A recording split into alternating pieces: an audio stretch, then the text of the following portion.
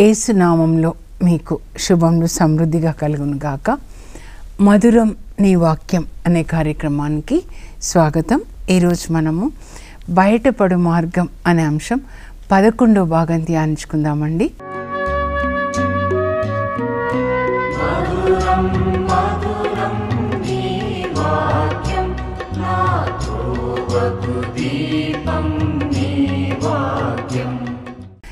ఈరోజు ఇద్దరు ధనికులని గురించి మనం ధ్యానించుకుందాము. లూకా సువార్త 18వ అధ్యాయంలో 18 నుంచి 30 వరకు, అలాగే 19వ అధ్యాయంలో 1 నుంచి 10 వరకు. ఇద్దరు ధనికుల్లో ఒకరి పేరు చెప్పబడలేదండి. ఎందుకంటే యేసు ప్రభు దగ్గరికి వచ్చి కూడా బయటపడలేక వెనక్కి వెళ్ళిపోతాడనమాట. కానీ జక్కయ్య యేసు ప్రభు సన్నిధిలో ఆయన బయటికి వచ్చేస్తాడనమాట. ఈ ధనాశ అనే ఊబిలో నుంచి యేసు ప్రభు ఆయనను బయటికి తీసుకొని వస్తారు. యేసు ప్రభు దగ్గరికి వచ్చిన వాళ్ళందరూ మనం చూస్తున్నాము, అనారోగ్యంతో వస్తే వాళ్ళు ఆరోగ్యాన్ని పొందుతున్నారండి. పాపంలో వచ్చినప్పుడు సమార్య స్త్రీ కానీ, వ్యభిచారంలో పట్టుబడిన స్త్రీ, వాళ్ళు పాపాన్ని యేసు ప్రభు సన్నిధిలో విడిచిపెట్టి యేసు ప్రభు నీతిని ధరించుకొని ఆయనకి సాక్షులుగా జీవించారు. మరి ప్రతి ఒక్కరు కూడా యాయిరు కుమార్తె మరణించినప్పుడు యేసు ప్రభు అమ్మాయిని బ్రతికిస్తారనమాట. రక్తస్రావ రోగి ఆయన అంగి అంచు తాకితే నాకు స్వస్థత అని తాకుతుంది, స్వస్థతని పొందుతుందన్నమాట. స్వస్థత కొరకు వచ్చిన, లేకపోతే చీకటి నుండి వెలుగులోనికి, అంటే పాపం నుంచి మరి అవినీతి నుంచి నీతి మార్గంలోనికి, దేని కొరకు ప్రభు దగ్గరకు వచ్చిన వాళ్ళు ప్రభు నుంచి పొందే వెళ్తున్నారండి. కానీ పొందకుండా వెళ్ళిన ఒక ధనికుణ్ణి మనం ఈరోజు లూకా 18వ అధ్యాయంలో చూస్తున్నామండి. మన వాక్య భాగం ఏంటి అని అంటే, ముందుగా 1 కొరింథీ 10:13 అండి. మానవునికి అసాధారణం ఆయన ఏ శోధన కూడా దేవుడు మనకివ్వడు. ఒకవేళ శోధనని ఆయన అనుమతించినప్పుడు దాన్ని సహించగలిగిన శక్తినిచ్చి దాని నుండి బయటపడే మార్గాన్ని యేసు ప్రభు మీకు చూపుతారు. కనుక మీరు అక్కడ ఇక్కడ పరిగెత్తకుండా, ఏ మనిషి దగ్గర పరిగెత్తకుండా మీరు బైబిల్ చదువుతూ ధ్యానిస్తూ ఉండండి. స్తుతించండి దేవుణ్ణి. స్తుతించడం ద్వారా, ప్రార్థించడం ద్వారా, ఉపవాస ప్రార్థన ద్వారా, బైబిల్ చదువుతున్నప్పుడు బయటపడే మార్గాన్ని దేవుడు మనకు చూపిస్తూ ఉన్నారనమాట. ఇక్కడ యేసు నేనే మార్గం అని చెప్తారు. ఆయనే మనకి మార్గం అండి. మన కష్టాల నుంచి బయటికి తీసుకొని రావాలన్నా, పాపపు ఊబిలో నుంచి బయటికి తీసుకొని రావాలన్నా, అనారోగ్యం నుంచి బయటికి తీసుకొని రావాలన్నా ఆయనే మనకి మార్గం. అదే చెప్తారు యోహాను 14:6లో, నేనే మార్గం, నేనే సత్యం, నేనే జీవం. అన్ని విషయాల్లో అందుకే ఈ పాట నేను ఎక్కువ పాడుకుంటానండి. ఏసేనా మార్గము, ఏసేనా సత్యం, ఏసేనా జీవం అని పాడేదాన్ని. పరిశుద్ధ దేవుడు, ఆధారభూతుడు, ఆదరించు దేవుడు, ఓదార్పునిచ్చు, నా ప్రతి అవసరంలో ఆదుకొను దేవుడు, శోధనలన్నిటినీ జయించే శక్తినిచ్చే దేవుడు నా దేవుడు. అలా యేసు ప్రభుని గురించి మనం ప్రకటించుకోవాలి. నా ఆరోగ్యం నువ్వే, నా సంతోషం నువ్వే, నా ఆనందం నువ్వే, నా ఆస్తి నువ్వే, నా దేవుడు నువ్వే, నా కాపరి నీవే. యేసయ్యా నన్ను స్వస్థపరిచే దేవుడు, జయంనిచ్చే దేవుడు, నాకు ఆనందాన్ని ఇచ్చే దేవుడు, కీర్తి కిరీటాన్ని ఇచ్చే దేవుడు నువ్వే యేసయ్యా చెప్పుకోవాలి. మనం ఆయనకి అమూల్యమైన బిడ్డలు. I'm victorious because of you Jesus. ఏది నేను ఏమై ఉన్నానో అది నీ కృప. 1 కొరింథీ 15:10లో పౌలు అంటాడండి, I'm what I'm by the grace of Jesus Christ. నేనేమై ఉన్నానో అది దేవుని యొక్క కృప అని చెప్తాడనమాట. అయితే ఈరోజు లూకా సువార్త 18వ అధ్యాయంలో 18 నుంచి 30 వరకు ఒక ధనికుడిని చూద్దాము. అలాగే 19లో 1 నుంచి 10 వరకు అక్కడైతే ఆయన పేరు రాయబడిందండి, జక్కయ్య. ఎందుకంటే ఆయన రక్షణ పొందుతాడనమాట. ఈయన రక్షణ పొందలేదు కాబట్టి ఆయన పేరు రాయలేదు. యేసు ప్రభు లూకా సువార్తలో 9:51 నుంచి మీరు చూస్తే ఇప్పుడు 19:7 వరకు ఆయన గలిలియా ప్రాంతంలో సువార్త బోధిస్తూ, ఉత్తర గలిలియా సిలువలో మరణించడానికి చివరి వారంలో ఆయన యెరూషలేంకి వస్తున్నారు. ఈ యెరూషలేం ప్రయాణంలో జరిగిన సంఘటనలు అన్నమాట. లూకా 9:51 నుంచి 19:27 వరకు అండి. అయితే ఇప్పుడు ఇంకా 19, 18కి వచ్చామంటే చాలా దగ్గరికి వచ్చేస్తున్నారనమాట సిలువలో మరణించడానికి. అప్పుడు ఒక యువకుడు అండి, ధనికుడైన యువకుడు, యవ్వనంలోనే చాలా డబ్బు సంపాదించాడనమాట. ధనికుడైన యువకుడు యేసు ప్రభు దగ్గర వచ్చి ఒక ప్రశ్న అడుగుతారండి. మంచి గురువా, good teacher, what should I do in order to inherit eternal life? నేను నిత్య జీవం పొందాలంటే ఏం చేయాలి? మంచి ప్రశ్న వేశాడండి. నేను పరలోకానికి రావాలి ప్రభా, నిత్యము నీ సన్నిధిలో ఉండాలి, నేనేం చేయాలి ప్రభా అని అడిగినప్పుడు యేసు ప్రభు అంటున్నారు, మంచి గురువు ఎవరు? దేవుడొక్కడే మంచి గురువు అన్నమాట. యేసు ప్రభు ఇప్పుడు దేవుడు కదండి, కిందికి వచ్చేసారు ఆ దేవుడు. ఆయన బోధించినవన్నీ మంచివి అన్నమాట, మంచి బోధనలు చేస్తాడు. సద్బోధ కూడా అని ఉంటుంది. ఇక్కడ మంచిని గురించి అడుగుతున్నావు కదా, నిత్య జీవం పొందాలంటే ఏం చేయాలి అని అడుగుతున్నావు కదా, దేవుని ఆజ్ఞలు పాటించయ్యా. 10 ఆజ్ఞల గురించి చెప్తున్నారు. నిర్గమకాండం 20వ అధ్యాయంలో ఉంటుందన్నమాట, 1 నుంచి 17 వరకు. మన జీవితము దేవునితో అలా ప్రారంభం కావాలి. స్కూల్లో బాలశిక్ష ఎలాగో 10 ఆజ్ఞలు యేసు ప్రభుతో మన నడక అలా 10 ఆజ్ఞలతో ప్రారంభం కావాలన్నమాట. అప్పుడు యేసు ప్రభు 4 నుంచి చెప్తారండి, అది కూడా క్రింద నుంచి చెప్తారనమాట. ముందు ఏం చెప్తారంటే మీ 6వ ఆజ్ఞని చెప్తారండి, వ్యభిచరించొద్దు అని చెప్తున్నారు. మనం రేపటి దినాన దీని గురించి ధ్యానించుకుందాం. అంటే యేసు ప్రభు 10 ఆజ్ఞల్లో ముందు చెప్పింది వ్యభిచరించొద్దు అని చెప్తున్నారనమాట. అంటే ఒక భర్తకి ఒకే భార్య, ఒక ఆదాంకి ఒకే అవ్వ, ఆ వివాహంలో క్రీస్తు ఉంటారు, తర్వాత భర్త భార్య, ఆ ముగ్గురిలోనికి ఎవరు వెళ్ళకూడదు, అందరూ గౌరవించాలి. రేపటి దినాన దాన్ని ధ్యానించుకుందాం. వ్యభిచరించొద్దు అని చెప్తున్నారు. ఆ తర్వాత దొంగతనం చేయొద్దు, అబద్ధాలు ఆడొద్దు. ఆ తర్వాత ఏం చెప్తున్నారంటే తల్లిదండ్రుల్ని గౌరవించండి అని చెప్తున్నారు. ఈ ఆజ్ఞలు పాటించాలయ్యా నువ్వు పరలోకం రావాలంటే. అబద్ధాలు, దొంగతనాలు, తర్వాత తల్లిదండ్రుల్ని గౌరవించాలి. అప్పుడు ఆ యువకుడు అంటాడు, ఇవన్నీ నేను చిన్నప్పటి నుంచి చేస్తున్నాను, ఎందుకంటే చిన్నప్పుడే మాకు బోధించారనమాట 10 ఆజ్ఞలు. యూదులకి చాలా ముఖ్యమైనవి కదండి 10 ఆజ్ఞలు, మోషే ధర్మశాస్త్రం అన్నమాట. చేస్తున్నా అంటే ప్రభు అంటారు, ఇంకొక్కటి కొదవగా ఉందయ్యా. ఇంకొకటి కొదవ అనగానే స్కూల్లో 34 మార్కులు వస్తే పాస్ కారండి, 35 వస్తేనే పాస్ అవుతారు. ఎస్ఎస్సిలో కూడా 1 మార్కు తగ్గిపోతే పాస్ కారు. ఇంకొకటి కొదవగా ఉంది, ఏంటంటే నీ వెళ్ళి నీ ఆస్తి అమ్మి పేదలకు దానం చేయి, అప్పుడు నీకు పరలోకంలో ధనం చేకూరుతుంది అని చెప్పినప్పుడు ఆ మాటలు విన్నప్పుడు యువకుడు చాలా బాధపడ్డాడంట. అప్పుడు యేసు ప్రభు అతన్ని చూసి అంటున్నాడు, ధనవంతుడు పరలోకంలో ప్రవేశించుట ఎంత కష్టం. ఉంటే సూది బెజ్జంలో ప్రవేశించుట కంటే ధనవంతుడు పరలోకంలో ప్రవేశించుట ఎంత కష్టం అని చెప్తున్నారనమాట. యేసు ప్రభు ఒక మాట చెప్పారంటే దాన్ని చాలా ధ్యానించాలండి. చాలా జంతువులు ఉన్నాయి కదా, మరి యేసు ప్రభు ఎందుకు ఒంటెని చెప్పారు? ఒంటె ఎట్లా ఉంటుందండి? యానిమల్ ఇలా ఉంటుంది కదా, చూసుంటారు కదా, ఇలా వంకర్లు టింకర్లు అనమాట. మనం సూది బెజ్జంలో దారం గుచ్చడానికి కొన్నిసార్లు నేను కూడా కుట్టాలి అనుకుంటే ఏదైనా అర్జెంటుగా అనమాట, అప్పుడు కుట్టడానికి దారము ఇందులో పెట్టాలంటే కొన్నిసార్లు తొందరగా లోపలికి వెళ్ళదు. అలా అలా అలా అని స్ట్రైట్గా అయినప్పుడే లోపలికి వెళ్తుంది. కొంచెం లోపలికి వెళ్తే కూడా అమ్మ అనుకుని ఇంకా మళ్ళీ కుడతామన్నమాట. అంటే ఆ దారము ఎంత స్ట్రైట్గా సన్నగా ఉందో అలా ఉండాలన్నమాట. అంటే ఒంటె కడుపులో ఏమున్నాయి? ఇప్పుడు ఈ ధనికుడి హృదయంలో ధనం ఉందన్నమాట. 10 ఆజ్ఞల్లో మొదటిది, మీకు నేను తప్ప మరొక దేవుడు లేడు. యేసు ప్రభు కూడా చెప్తారు, మీ పూర్ణ హృదయంతో, పూర్ణ ఆత్మతో, పూర్ణ మనస్సుతో, పూర్ణ శక్తితో మీరు దేవుని ప్రేమించాలి. కానీ నా హృదయంలో పూర్ణ మనస్సు ఏముందంటే ధనం ఉందన్నమాట.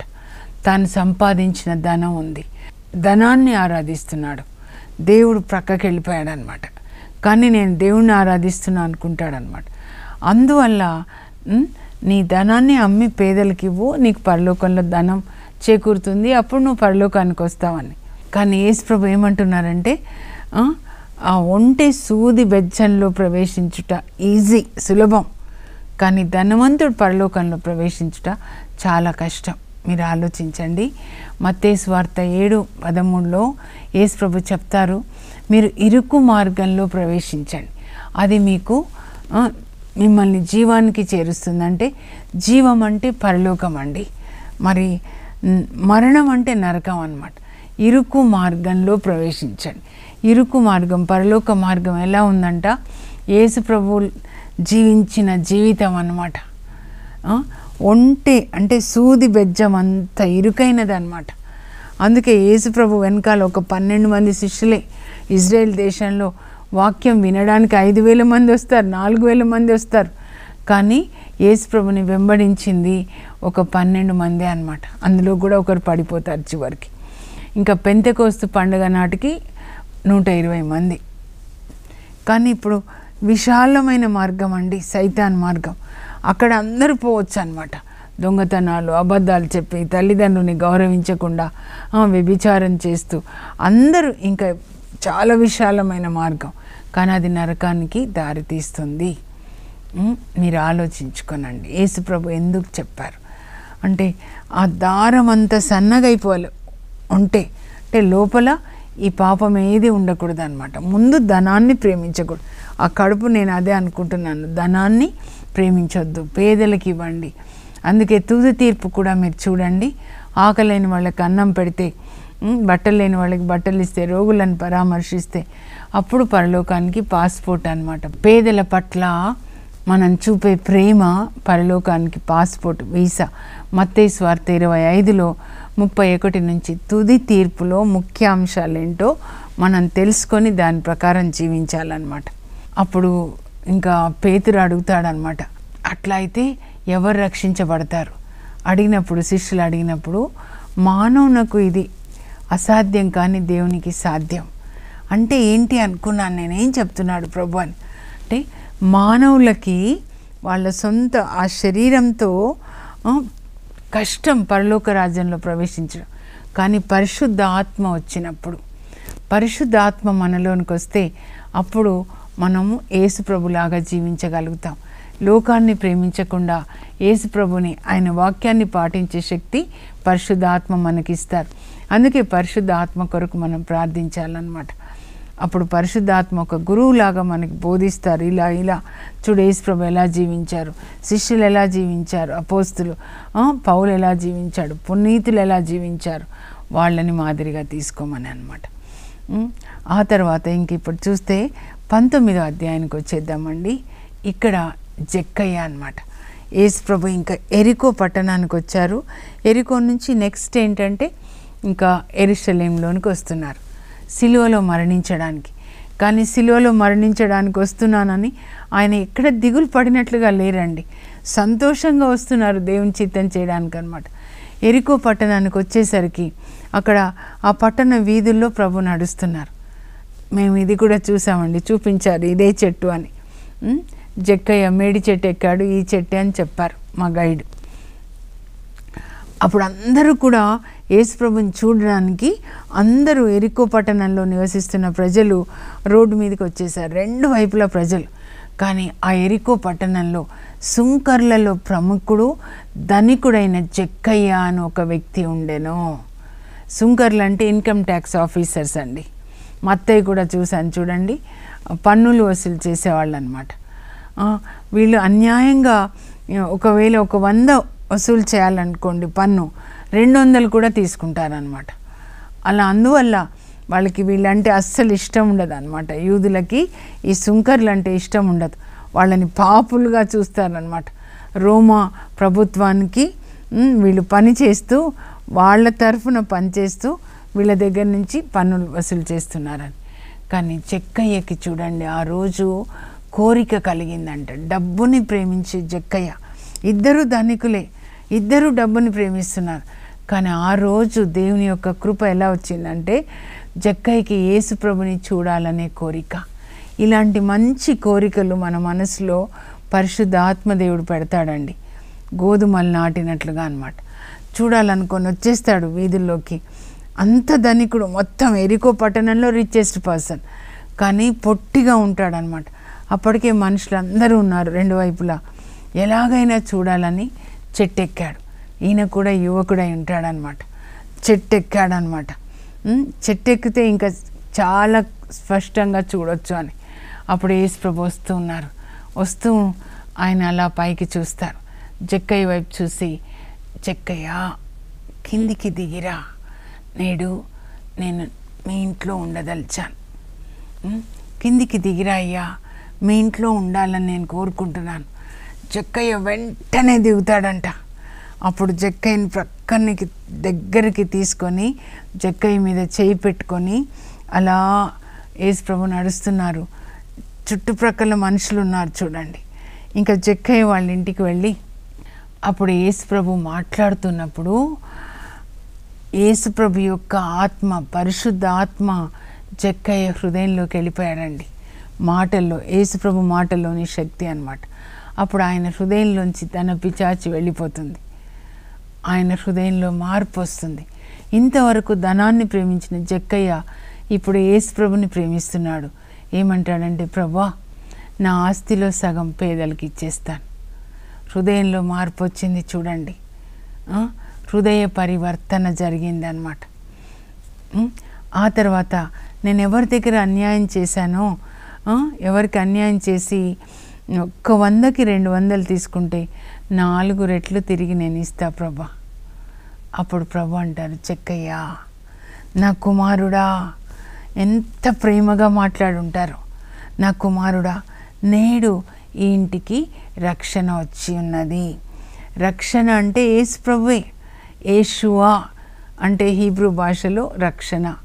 యేషువా, యెహోషువ కూడా యేషువా రక్షణ అన్నమాట. యేసు ప్రభు ద్వారా రక్షణ. యేసు ప్రభు ఆ ఇంటికి వచ్చేసారు, జక్కయ్య హృదయంలోకి వచ్చేసారు. ఇప్పుడు జక్కయ్య హృదయంలో ఆయన రాజుగా ఉన్నారు. కుటుంబం అంతటికి రక్షణ. ఈరోజు వాళ్ళు పరలోక తండ్రి పిల్లలైపోయినారనమాట.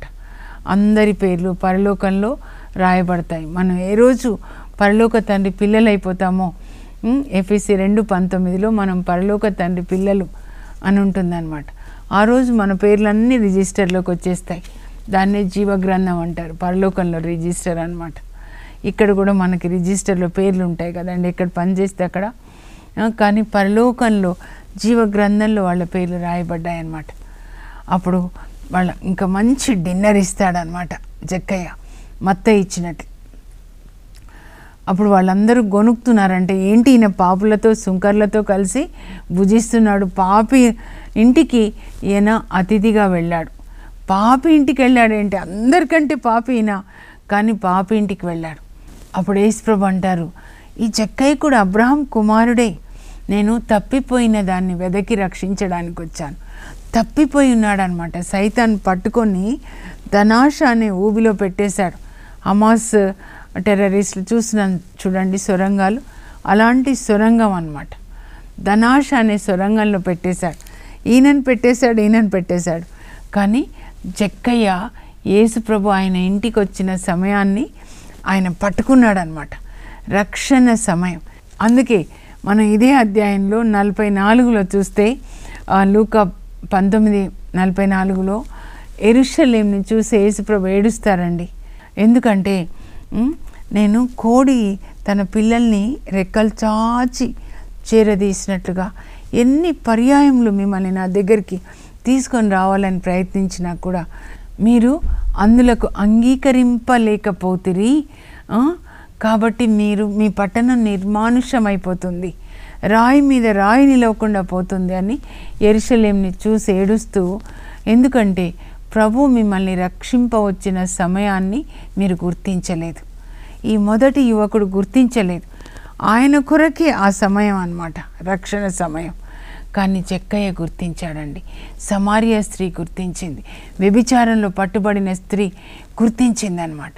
97లో నాకు రక్షణ సమయం వచ్చింది, నాకు కూడా దేవుని కృప వల్ల నేను గుర్తించాను, ఆ రక్షణను నేను పొందాను. ఒక్కొక్క వ్యక్తిగతంగా వస్తుందండి టైం మీకు. ఆ టైంని మీరు గుర్తించాలి. మీకు శ్రమల టైం రావచ్చు, అనారోగ్య టైం రావచ్చు, మంచం మీద మీరు ఉంటుండొచ్చు, అప్పు బాధలు. ఒక శ్రమ వచ్చినప్పుడు అదే మీకు రక్షణ సమయం అన్నమాట. ప్రభు దగ్గరికి రావడానికి, ఆ పాపాన్ని విడిచిపెట్టడానికి రక్షణ సమయాన్ని జక్కయ్య గుర్తించాడు. ఆయన రక్షణ పొందాడండి. మనం కూడా దేవుడు మనల్ని రక్షింపవచ్చిన సమయాన్ని గుర్తించాలి. ఇదే అనుకూల సమయం అన్నమాట. ఈరోజే, నేడే రక్షణ దినం. మనం ఆ రక్షణని పొందాలి. లోకాన్ని ప్రేమించొద్దు, ధనాన్ని ప్రేమించొద్దు, శరీర వాంఛల్ని ప్రేమించొద్దు, కానీ యేసు ప్రభు చెప్పినట్లుగా మనం జీవించాలి. ఆయన మత్తయి 5, 6, 7 అధ్యాయాల్లో మొదటి ప్రసంగాన్ని ఇస్తాడు. పరలోకం రావాలంటే ఈ విధంగా జీవించాలి. దయామయులు ధన్యులు, వారు దయను పొందేదారు. చూడండి, రక్షణ యేసుక్రీస్తు శిలువ మరణం ద్వారానే. ఆయన శిలువ మరణం, శిలువ రక్తం ద్వారా మనకి పాప క్షమాపణ, రక్షణ. కానీ ఆ రక్షణని పొందిన తర్వాత కృతజ్ఞతగా ఏం చేస్తున్నాడు జక్కయ్య అంటే తన ఆస్తిలో సగం పేదలకి ఇస్తున్నాడండి. తర్వాత ఎవరికి అన్యాయం చేశాడో 4 రెట్లు తిరిగిస్తున్నాడు. ఎందుకంటే నిర్గమకాండం 22:1లో నష్టపరిహారం 4 రెట్లని ఉంటుందన్నమాట. ఒక గొర్రె దొంగిలిస్తే 4 గొర్రెలు తిరిగి ఇవ్వాలని అలా ఉంటుంది. సో ఇది change of heart and change of mind అన్నమాట. దీన్నే రిపెంటెన్స్ అంటారు. మనందరం కూడా అలా పశ్చాత్తాపడి జక్కయ్యలో వచ్చిన మార్పు మనలో రావాలండి. నీలాగా నీ పొరుగు వాళ్ళని ప్రేమించండి. పొరుగు వాళ్ళు ఎవరు అనంటే మంచి సమరయుని ఉపమానం ఇందులోనే చూస్తాం. లూకా 10 చదవండి, పిల్లలకి చెప్పండి. అవసరంలో రోడ్డు ప్రక్కన పడి ఉన్నాడు, ఆకలితో ఉన్నాడు, కొన ఊపిరితో ఉన్నాడు, వాళ్ళకి మనం సహాయం అందించాలన్నమాట. అలాగే ధనికుడు, లూకా 16లో చూస్తున్నాం. ధనికుడు, లాజరు. ధనికుడు రోజు పట్టుబట్టలు ధరించి విందులు వినోదాలు, వాకిట ఒక లాజరు ఉన్నాడు, పండ్లు కుక్కలు నాకుతున్నాయి. ఈ ధనికుడు భోంచేసిన తర్వాత ఊడుస్తారు కింద పడినవి, అవి పడేస్తే మెతుకులు దాని కొరకు చూస్తున్నాడు. ఒక్క లాజరు పట్ల కనికరం చూపించలేదు. ఇద్దరు మరణించారు ఒకే రోజు అనుకోనండి. లాజరు పరలోకానికి వెళ్తే ధనికుడు నరకానికి వెళ్ళాడు, మంటల్లో కాలిపోతున్నాడు. అబ్రహామా, తండ్రి అబ్రహామా అంటాడు. ఒక్క నీటి చుక్క లాజరుతో పంపించండి అంటే వీల్లేదు. ఈ లోకంలో నువ్వు సుఖం అనుభవించావు, లాజరు కష్టపడ్డాడు. ఇప్పుడు లాజరు సుఖం అనుభవిస్తున్నాడు, నువ్వు అలా ఉన్నావు. అయినా మన మధ్య అగాధం ఉందయ్యా. అక్కడ వాళ్ళు ఇక్కడ వాళ్ళు అక్కడ రావడానికి వీల్లేదు. అయితే లాజర్ని పంపించండి, నాకు ఇంకా 5 సోదరులు ఉన్నారు, లాజర్ని పంపించి ఇదిగో ఈ ఘోర నరకానికి రాకుండా. అప్పుడు ప్రవక్తలు ఉన్నారయ్యా చెప్పడానికి, చాలామంది ఉన్నారు. అది కాదు, ఈయనను పంపిస్తే కానీ నా సోదరులు మారుతారు.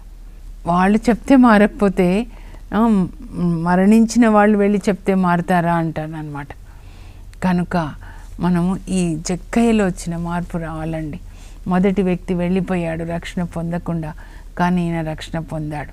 అందుకే ఆయన పేరు రాయబడి ఉంది. ప్రార్థన చేసుకుందాం. పరలోకపు మా తండ్రి, మీ పరిశుద్ధ నామమునకు స్తోత్రం కలుగును గాక. 2 ధనికులను గురించి మీరు ఈరోజు మాకు చెప్పారు ప్రభా. 2 ప్రక్కని చూపించారు. కుడి ప్రక్క దొంగ, ఎడమ ప్రక్క దొంగలాగా. కుడి ప్రక్క దొంగ వానిలో మార్పు వచ్చింది, రక్షణ పొందాడు. కానీ ఎడమ ప్రక్క దొంగలో మార్పు రాలేదు, కఠిన హృదయం అలాగే ఉంది. కానీ మా అందరికీ కూడా ప్రభా, మీరు ఎజ్కేలు 36:26లో చెప్పినట్లుగా, నేను మీకు రాతి గుండె తొలగించి మీలో నుండి మాంసపు గుండె ఇస్తాను. నా ఆత్మని మీలో ఉంచి మీరు నా చట్టాలు పాటించేలాగా చేస్తాను. ప్రభా, నేను జీవం నిచ్చుటకు, దాన్ని సమృద్ధిగా ఇచ్చుటకు వచ్చి ఉన్నాను. జీవం అంటే నీలాగా జీవించడం యేసయ్య. నీ క్యారెక్టర్, నీ కరుణని కలిగి ఉండడం, నీ నీతిని, న్యాయాన్ని ప్రభా, క్షమని కలిగి ఉండడం. అయ్యా, మా హృదయాల్లో మీ యొక్క స్వభావాన్ని పొయ్యండి. మేము బైబిల్ చదువుతుండగా పరిశుద్ధాత్మదేవ యేసు ప్రభు యొక్క కరుణ, తండ్రి దేవుని కరుణతో, నీతితో, న్యాయంతో, క్షమతో, పరిశుద్ధతతో మమ్మల్ని నింపండి. యేసు నామంలో అడుగుచున్నాం తండ్రి, ఆమేన్. పరిశుద్ధ ఆత్మదేవుడు జక్కయ్యలో వచ్చిన మార్పు మీకు కూడా దయచేదురుగాక, మీకు రక్షణ దయచేదురుగాక. యేసు ప్రభు మీ ఇంటిని దర్శించి మీ ఇంటిని చక్కదిద్దుదురుగాక. God bless you. Have a blessed day.